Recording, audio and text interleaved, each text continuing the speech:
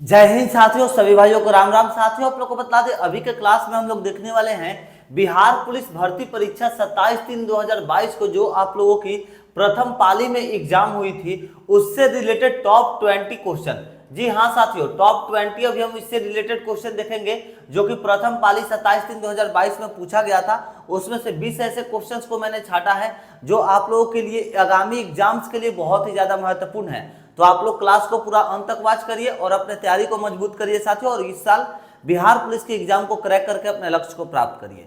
चलिए देखिए, पहला नंबर क्वेश्चन हम लोग का क्या कर रहा है। हम लोग का पहला नंबर क्वेश्चन हमारे दोस्तों कि हमारे सौर मंडल के किस ग्रह को लाल ग्रह के रूप में जाना जाता है। देखिए, ये क्वेश्चन आप लोग का 27/3/2022 में पूछा गया था और ये क्वेश्चन बिहार पुलिस में कई बार रिपीट किया हुआ है। सही जवाब आइए देख लेते हैं क्या होगा। हमारे सौर मंडल के किस ग्रह को लाल ग्रह के रूप में जाना जाता है, तो हमारा सही जवाब होगा छोटे भाइयों, मंगल ग्रह को जो है ना लाल ग्रह के रूप में जाना जाता है। ऑप्शन नंबर सी सही जवाब होगा।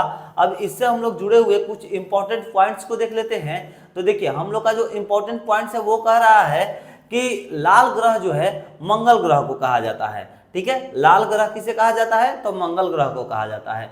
इसका रंग जो है लाल आयरन ऑक्साइड के कारण होता है। ध्यान रखिएगा, मंगल ग्रह का रंग जो है लाल क्यों होता है, तो इसका रंग लाल जो होता है वो आयरन ऑक्साइड के कारण होता है। और फोबोस एवं डिमोस जो है इसके दो उपग्रह हैं मंगल ग्रह के। और सौर मंडल का सबसे बड़ा अगर ग्रह कौन सा है पूछते, तो ध्यान रखना है आप लोग को, गृह बृहस्पति जो होता है ना, जो बृहस्पति ग्रह है वो आप लोगों का सौर मंडल का सबसे बड़ा ग्रह है, इसे ध्यान रखना है। और सबसे चमकीला एवं सबसे गर्म कौन सा ग्रह है, तो ध्यान रखना है, सबसे चमकीला और सबसे गर्म ग्रह शुक्र ग्रह को कहा जाता है। और सबसे छोटा ग्रह कौन सा है, तो सबसे छोटा ग्रह दोस्तों बुध ग्रह को कहा जाता है। और बुध जो है सूर्य के सबसे नजदीकी ग्रह है। पूछ देता है कई बार कि सूर्य के सबसे नजदीकी ग्रह कौन सा है, तो इसे ध्यान रखना है आप लोगों को, बुध है। बुध सूर्य के सबसे नजदीकी ग्रहों में से एक है। ठीक है, चलिए अब हम लोग आगे देख लेते हैं। सेकंड नंबर क्वेश्चन कह रहा है कि उच्चतम न्यायालय के मुख्य न्यायाधीश को उसके पद से हटाया जा सकता है। देखिए, उच्चतम न्यायालय को न्यायाधीश को जो है उसके पद से हटाया जा सकता है। तो आइए देखते हैं किसके द्वारा। तो सही जवाब हो जाएगा आप लोगों का महाभियोग के द्वारा। महाभियोग के द्वारा जो है आप लोग का उच्चतम न्यायालय के मुख्य न्यायाधीश को उसके पद से हटाया जा सकता है। अच्छा, अगर पूछ दे क्वेश्चन में कि उच्चतम जो आप लोग का क्या बोलते हैं यहाँ पर, हाँ, महाभियोग के द्वारा अभी तक किसके लिए जो है महाभियोग रखा गया था, ये भी तो पूछ सकता है। क्योंकि देखिए यहाँ पर कह रहा था कि उच्चतम न्यायाधीश को कैसे हटाया जा सकता है, तो महाभियोग के द्वारा हटाया जा सकता है। क्या अभी तक किसी को हटाया गया है, अगर ये पूछ दे तो कि महाभियोग के द्वारा अभी तक किसे हटाया गया है, तो आइए वो उसका भी जवाब हम अभी देंगे। देखिए, उच्चतम न्यायालय के मुख्य न्यायाधीश को जो है महाभियोग की जैसी समान प्रक्रिया से के द्वारा हटाया जा सकता है, अनुच्छेद 124(4) के तहत, इसे ध्यान रखना है। और मुख्य न्यायाधीश बी रामस्वामी, ध्यान रखिएगा, बी रामस्वामी के विरुद्ध में प्रथम बार महाभियोग लाया गया था। ध्यान में रखना है, मुख्य न्यायाधीश बी रामस्वामी के विरुद्ध में प्रथम बार महाभियोग लाया गया था। और उच्चतम न्यायालय का प्रत्येक न्यायाधीश जो है राष्ट्रपति के द्वारा नियुक्त होता है। उच्चतम न्यायालय का जितना भी प्रत्येक न्यायाधीश रहते हैं वो सभी किसके द्वारा नियुक्त होते हैं, तो राष्ट्रपति के द्वारा नियुक्त किया जाता है। और सर्वोच्च न्यायालय का जो गठन है, गठन का प्रावधान अनुच्छेद 124 के तहत में होती है।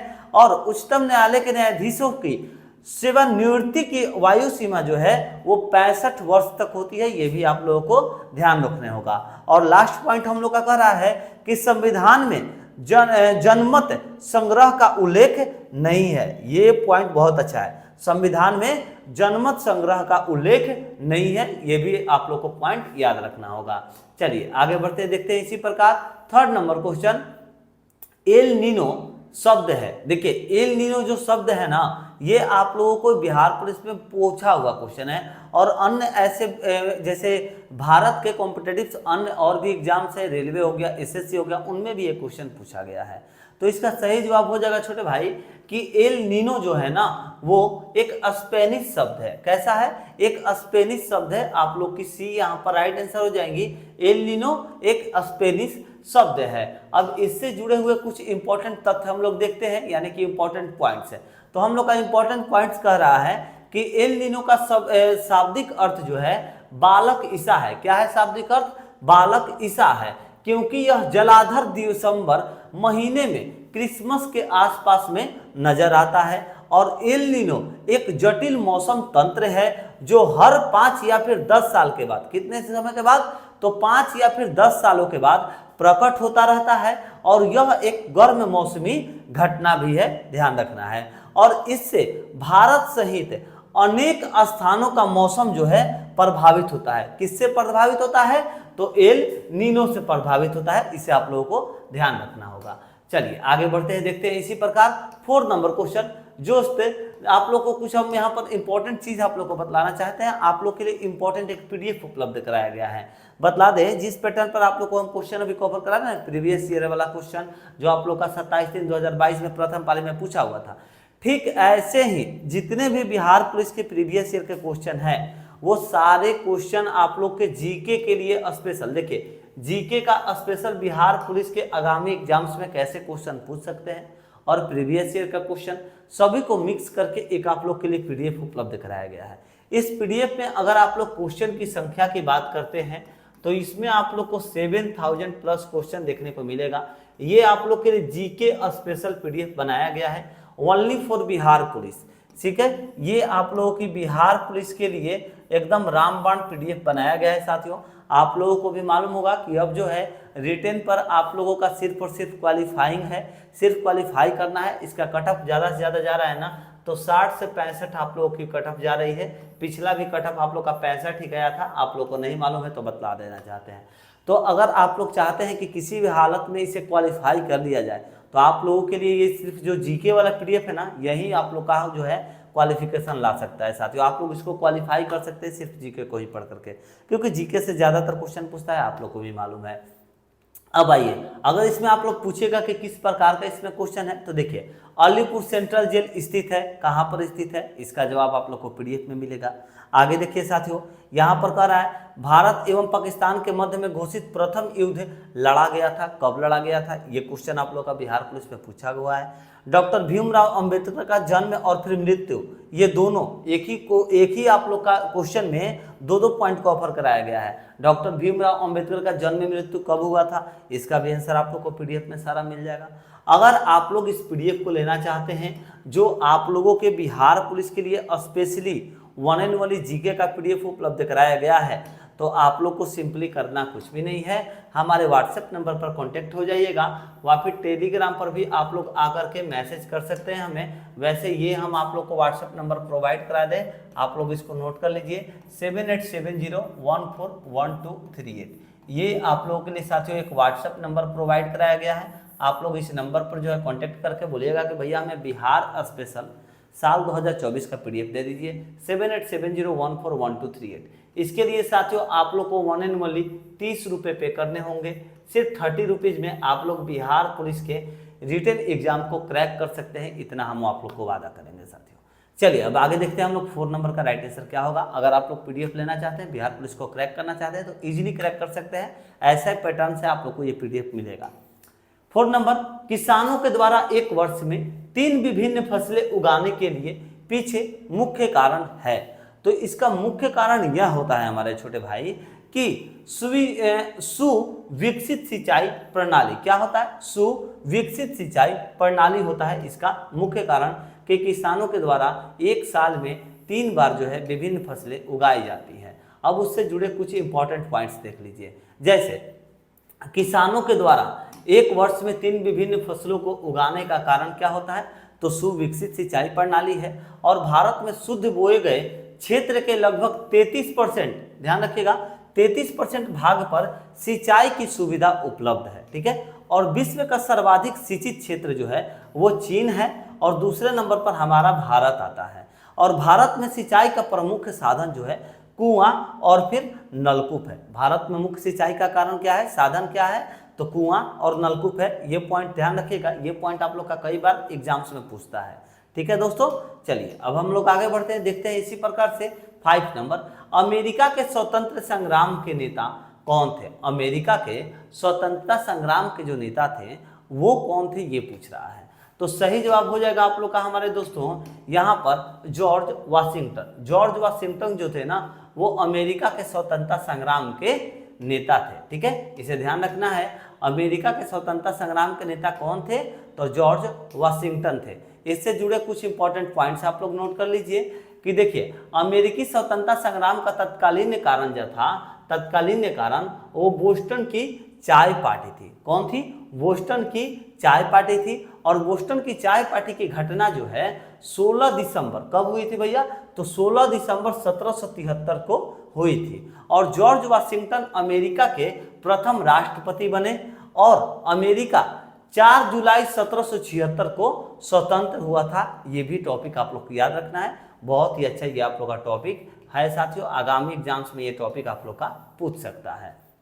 वैसे अगर आप लोग पीडीएफ ले लिए हैं तो उसमें आप लोग को ये सारे क्वेश्चन कवर कराए गए हैं। चलिए 6 नंबर, अमेरिका में नागरिक अधिकार आंदोलन किसके द्वारा शुरू किया गया? तो देखिए अमेरिका में नागरिक अधिकार आंदोलन जो है यह किसके द्वारा पूछ रहा है शुरू किया गया था? तो सही जवाब हो जाएगा आप लोग का मार्टिन लूथर किंग जूनियर के द्वारा शुरू किया गया। अमेरिका में नागरिक अधिकार आंदोलन किसके द्वारा शुरू किया गया? तो मार्टिन लूथर किंग जूनियर के द्वारा शुरू किया गया था। इसे आप लोग को याद रखना होगा साथियों। आगे बढ़ते हैं, देखते हैं 7 नंबर क्वेश्चन। किसे फॉरेस्ट मैन ऑफ इंडिया कहा जाता है? बहुत अच्छा क्वेश्चन है, अन्य बहुत सारे कॉम्पिटेटिव एग्जाम्स में ये पूछा हुआ है। किसे फॉरेस्ट मैन ऑफ इंडिया कहा जाता है? तो आप लोग को ध्यान होना चाहिए दोस्तों कि फॉरेस्ट मैन ऑफ इंडिया कहे जाने वाले जादव पायेंग थे। कौन थे? जादव पायेंग थे। और ये कहाँ के रहने वाले थे? ये भी क्वेश्चन कई बार पूछता है। तो ये असम के शायद रहने वाले थे। आइए देख लेते हैं इनके बारे में इंपॉर्टेंट पॉइंट्स भी कुछ। देखिए जादव पायेंग जोरहाट असम के पर्यावरणीय एवं वानिकी कार्यकर्ता हैं। इन्होंने 500 एकड़ बंजर भूमि को जंगल में बदल दिया था। सोचिए कितना मेहनत किए थे।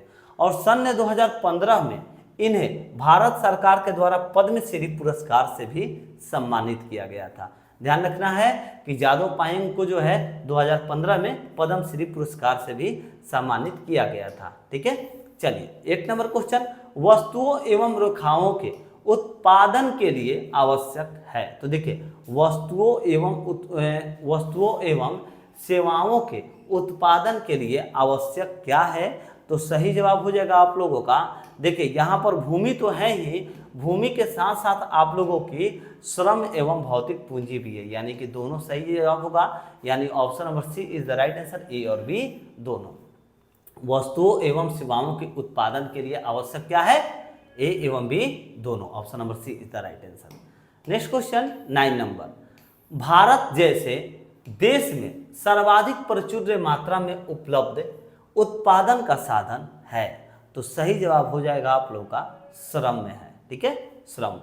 Next question 10 number question, Bharat के नियंत्रक एवं महालेखा परीक्षक यानी कि CAG की नियुक्ति कौन करता है? तो सही जवाब हो जाएगा राष्ट्रपति करते हैं। Option number B right answer. VBI question है, आगामी एग्जाम में आप लोगों को पूछ सकता है, राष्ट्रपति। Option number B is the right answer. Next question 11 number, देश का प्रथम नागरिक कहलाता है। तो देश का प्रथम नागरिक आप सभी को मालूम होगा कि कौन कहलाते हैं? तो राष्ट्रपति देश के प्रथम नागरिक कहलाते हैं। ये क्वेश्चन भी बहुत बार पूछा हुआ है। 12 नंबर, उत्तरी तथा उत्तरी पश्चिमी भारत में चलने वाली गर्म तथा शुष्क हवाएं कहलाती हैं। क्या कहलाती है? तो साथियों लू कहा जाता है उसे। Option number D is the right answer, लू सही जवाब होगा। उत्तरी तथा उत्तरी पश्चिमी भारत में चलने वाली गर्म तथा शुष्क हवाएं क्या कहलाती हैं? तो लू। Option number D is the right answer. ये सारे क्वेश्चन दोस्तों आप लोगों को पीडीएफ में मिलेंगे। जिस पीडीएफ को लेने के लिए आप लोगों को इस पर सिंपली व्हाट्सएप करके बोल देना होगा कि भैया हमें साल 2024 का बिहार पुलिस का स्पेशल जीके दे दीजिए। ठीक है, आप लोग को मिल जाएगा। सिर्फ कितने में भैया? तो सिर्फ और सिर्फ 30 रुपये में आप लोग को ये पीडीएफ दिया जाएगा। ठीक है साथियों, ध्यान रखना है आप लोग को। आगे बढ़ते हैं, देखते हैं 30 नंबर क्वेश्चन।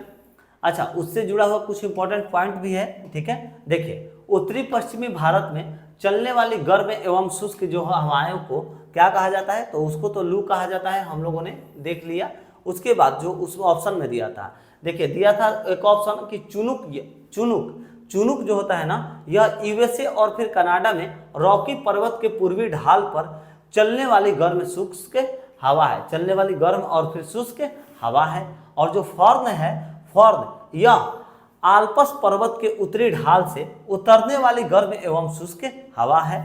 और लास्ट में आता है उनका ब्लिजार्ड, यह अटलांटिका में उत्तर पूर्व दिशा में बहने वाली ठंडी हवा है, जिसका नाम क्या है, ब्लिजार्ड। चलिए साथियों, अब हम लोग इसी प्रकार बढ़ते हैं आगे, देखते हैं 30 नंबर क्वेश्चन। भारत में है, तो भारत में आप लोग को अच्छे से मालूम होना चाहिए बहुदलीय व्यवस्था है। क्या है, भारत में बहुदलीय व्यवस्था है। ऑप्शन नंबर सी आप लोगों की सही जवाब हो जाएंगी। भारत में क्या है हमारे छोटे भाइयों, तो बहुदलीय व्यवस्था है। चलिए आगे बढ़ते हैं, देखते हैं इसी प्रकार से 40 नंबर क्वेश्चन। अंतर्राष्ट्रीय न्यायालय का मुख्यालय किस शहर में स्थित है? तो अंतर्राष्ट्रीय न्यायालय का जो मुख्यालय है हमारे दोस्तों, उसको याद रखना होगा आप लोग को, हेग में स्थित है। कहाँ, तो हेग में स्थित है। Option number C is the right answer, Hague सही जवाब होगा।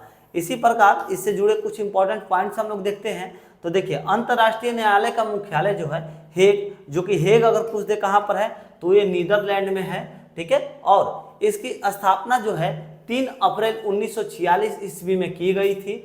और इसमें कुल न्यायाधीशों की जो संख्या है 15 है, जिसमें कि 5 अस्थायी हैं और 10 जो है अस्थायी न्यायाधीश इसमें शामिल है। टोटल कुल जोड़ करके 15 न्यायाधीश है। और अंतर्राष्ट्रीय न्यायालय की सरकारी भाषा जो है यह फ्रेंच तथा अंग्रेजी है। अंतर्राष्ट्रीय न्यायालय की सरकारी भाषा क्या है, तो फ्रेंच और फिर अंग्रेजी है। चलिए 50 नंबर क्वेश्चन, बस्तर आंदोलन में किसकी भूमिका प्रमुख थी?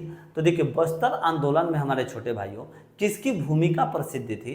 तो सही जवाब हो जाएगा आप लोग का गुंडाधुर की। अच्छा ये भी पूछ देता है आप लोग की कि बस्तर आंदोलन जो है ये कब प्रारंभ हुई थी, ये भी पूछता है आप लोग का। तो प्रारंभिक डेट आप लोग को याद रखना होगा कि 1910 में। कब हुई थी? तो 1910 में ये आप लोगों की प्रारंभ हुई थी छोटे भाइयों। चलिए आगे बढ़ते हैं, देखते हैं इसी प्रकार से 60 नंबर कह रहा है कि मयूरभंज खाने किसके लिए जानी जाती है? तो मयूरभंज खाना जो होता है ना, वो किसके लिए जाना जाता है? तो सही जवाब हो जाएगा लौह अयस्क के लिए जाना जाता है। अच्छा ये पूछ दे जो मयूरभंज खाना है, ये खान एक तरह से बोलिए ना यार, बच्चे कंफ्यूज होंगे। मयूरभंज खान जो है यह आखिर है कहाँ? तो ये उड़ीसा में है। कहाँ पर है? उड़ीसा में है। ये भी आप लोगों को जो है ध्यान रखना होगा हमारे छोटे भाई, ठीक है। चलिए अब हम लोग आगे बढ़ते हैं, देखते हैं इसी प्रकार से नेक्स्ट क्वेश्चन, क्वेश्चन नंबर 17 कह रहा है कि के अध्यक्ष थे। तो के जो थे ना हमारे दोस्तों, यह किसके अध्यक्ष थे? तो सही जवाब हो जाएगा आप लोग का इसरो के अध्यक्ष के थे। Option number B is the right answer, ISRO के अध्यक्ष के थे। इससे जुड़े हुए कुछ इंपॉर्टेंट तथ्य हम लोग देख कवर कर लेते हैं। देखिए के जो है इसरो के अध्यक्ष थे, ये तो कंफर्म है। और कार्यकाल कब से कब तक था? तो 2018 से 2022 तक था के का कार्यकाल, ठीक है। और वर्तमान में इसरो के अध्यक्ष एस सोमनाथ हैं।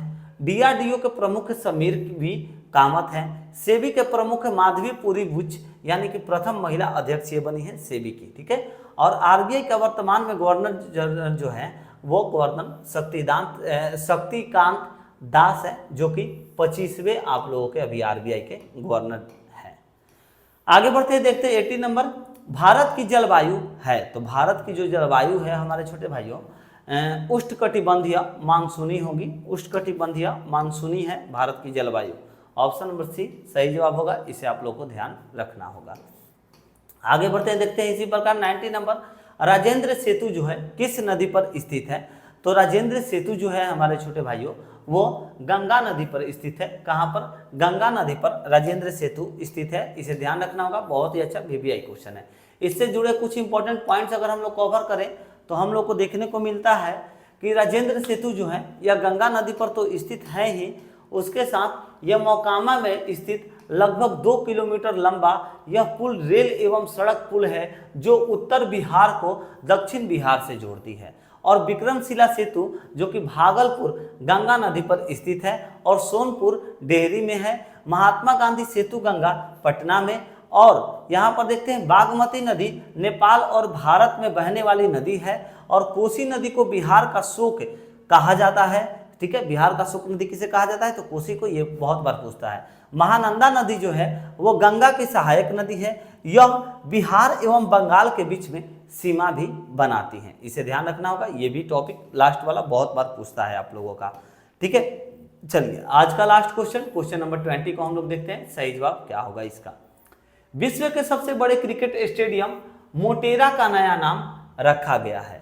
तो देखिए मोटेरा का जो नया नाम है वो क्या रखा गया है हमारे छोटे भाई, तो आप लोग को बतलाना चाहेंगे मोटेरा का नया नाम जो है नरेंद्र मोदी स्टेडियम रखा गया है। अब ये कई बार पूछ भी दिया है कि नरेंद्र मोदी स्टेडियम आखिर है कहाँ पर, तो ये भी आप लोग को बतलाएंगे। उससे पहले थोड़ा सा बतला दें दोस्त, आप लोग को रोजाना ऐसे प्रैक्टिस सेट उपलब्ध कराते हैं हम, रेलवे का, साइंस का और जीके जीएस का, और इसी प्रकार बिहार पुलिस का भी आप लोग का प्रीवियस ईयर का क्लासेस कंटिन्यू है। अगर आप लोग रेलवे में, बिहार पुलिस में कोई भी कैंडिडेट्स हैं तो वीडियो को पूरा वॉच करा करिए अपनी तैयारी को मजबूत करने के लिए, और इस बार एग्जाम क्रैक करके अपने लक्ष्य को प्राप्त करिए। साथियों कुछ कमी रह जाती है हमारे क्लासेस में, कमेंट करिए, आप लोग को हम रिप्लाई जरूर देंगे। उसके साथ साथ हमारे दोस्त चैनल पर नए विजिट किए हैं तो सब्सक्राइब करके बेल आइकन दबाइएगा। बेल आइकन दबाइएगा तो ही आप लोगों के पास हमारी नोटिफिकेशन जा पाएंगी और आप लोग हमारी क्लासेस को कंप्लीट कर पाइएगा। कह रहा था कि विश्व के सबसे बड़े क्रिकेट स्टेडियम मोटेरा का नया नाम रखा गया, तो नरेंद्र मोदी स्टेडियम रखा गया है, ये तो हम लोग का जो है फिक्स है। अब इसमें हम लोग देख लेते हैं कि विश्व के सबसे बड़े क्रिकेट स्टेडियम मोटेरा का नया नाम जो है नरेंद्र मोदी स्टेडियम रखा गया है, और ये स्थित कहाँ पर है, तो देखिए गुजरात के अहमदाबाद में ये जो है नरेंद्र मोदी स्टेडियम स्थित है। चलिए दोस्तों हम लोगों ने कंप्लीट किया अभी 27/3/2022 से रिलेटेड प्रथम पाली के टोटल 20 क्वेश्चन, और जितने भी क्वेश्चन हैं हम आप लोग को 1-2 क्लासेस में तोड़ करके ऐसे ही 20-20 क्वेश्चन सिलेक्ट करके आप लोग को सारा कंप्लीट करा देंगे। आप लोग वीडियो को अंत तक जरूर वॉच करिए साथियों, क्योंकि आप लोगों के लिए बहुत ही ज़्यादा अभी इंपॉर्टेंट होने वाला है। तुरंत आप लोग का बिहार पुलिस का एग्जाम है, इसके लिए साथियों। चलिए वीडियो अच्छा लगा हो तो जरूर एक बार शेयर कर दीजिएगा दोस्तों मित्रों के पास। मिलते हैं नेक्स्ट वीडियो में। जय हिंद, जय भारत।